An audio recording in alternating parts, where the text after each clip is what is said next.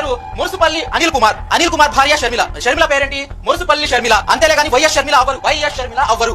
ఇంకోసారి వైఎస్ షర్మిల అని అంటే వైఎస్ అభిమానులే షర్మిల ముఖాన కాండ్రించి ఉమ్మేస్తారు. తెలుగుదేశం పార్టీకి ఊడిగం చేసే దాసిలాగా తయారైంది షర్మిల, వైఎస్ షర్మిల. పాపం రాజశేఖర రెడ్డి గారు ఎక్కడున్నాడో కానీ శోభిస్తుంటుంది రాజశేఖర రెడ్డి గారి ఆత్మ ఈ రోజు షర్మిల గారిని చూస్తుంటే. పసుపు చీర కట్టుకుని వారి ఇళ్లకు వెళ్ళి వారికి మోకరిల్లి వారి కుట్రలో భాగమవుతూ ఏమే మేకప్ ముసుపల్లి శరం లేని షర్మిల, చంద్రబాబుది బాగా రుచిగా ఉన్నట్లుంది. అబ్బాబు బాగా చికిత్స.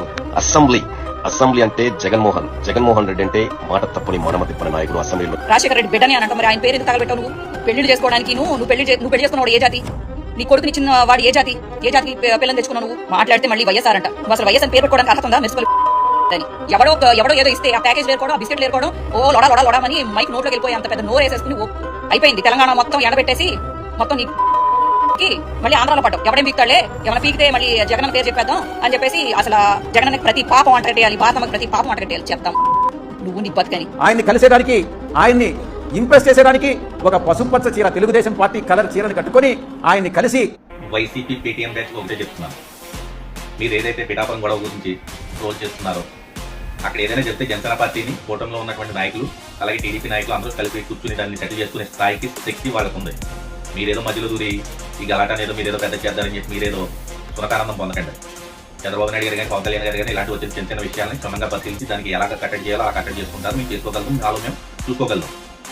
ఈలోపు మీరు కంగారపడి మాది మీరు కడుగుతారని ప్రయత్నాలు చేయకండి. ముందు ఇంట్లో ఉన్న తల్లిని చూడమని చెప్పండి.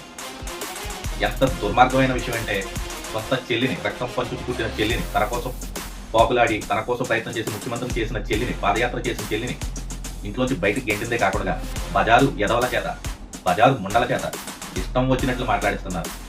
ఏ కుటుంబంలోనే ఇంత దుర్మార్గమైనటువంటి చర్యలు ఉండవు, ఏ కుటుంబంలోనే దుర్మార్గమైనటువంటి విమర్శలు ఉండవు. ఆ మాట్లాడే విధానాలు ఒక్కొక్కళ్ళు ఒక ఆడబిడ్డని వాళ్ళ ఇష్టం వచ్చినట్టు మాట్లాడుతున్నారు.